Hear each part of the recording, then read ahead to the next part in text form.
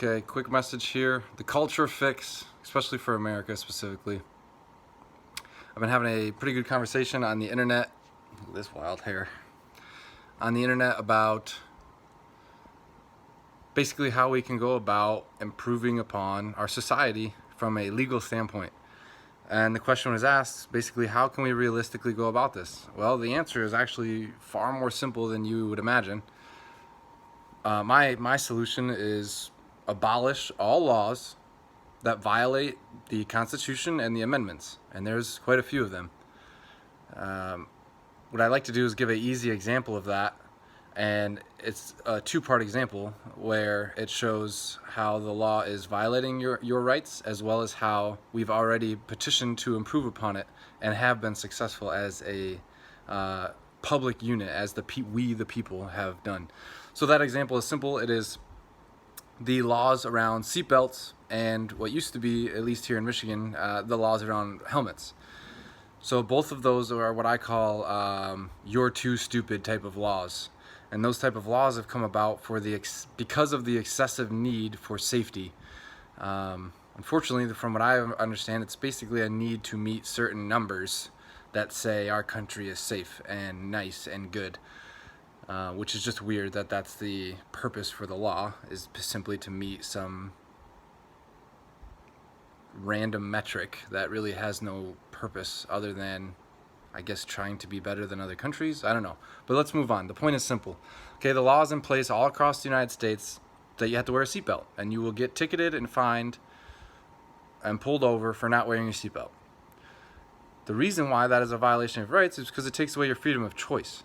What the government can do is mandate the car companies to provide you with the seatbelt for your safety.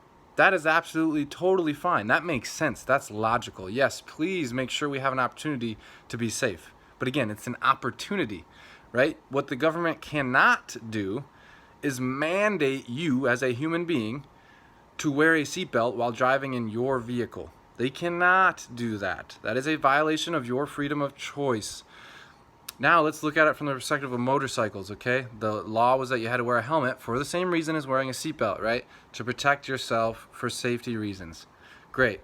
That law was changed successfully here in Michigan by the people, by petitioning and complaining to the government entity for the same reason of the seatbelt law.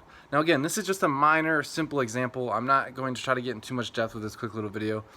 But it has been successfully petitioned and changed, and now it's not required to wear a helmet in Michigan here specifically. I don't know about the rest of the country, but I know specifically here in Michigan, it's been petitioned, changed, and passed that it is no longer mandatory to wear a helmet. I think that's a win. Now that's exactly it. Every motorcyclist now has the freedom of choice of whether they want to put themselves at a higher risk of death than they already are at by being on their motorcycle. Now let's get this straight. Driving 70 miles an hour down the highway in your car is a very high risk situation, seatbelt or no seatbelt. Okay? Anything can go wrong. Lots of things can happen.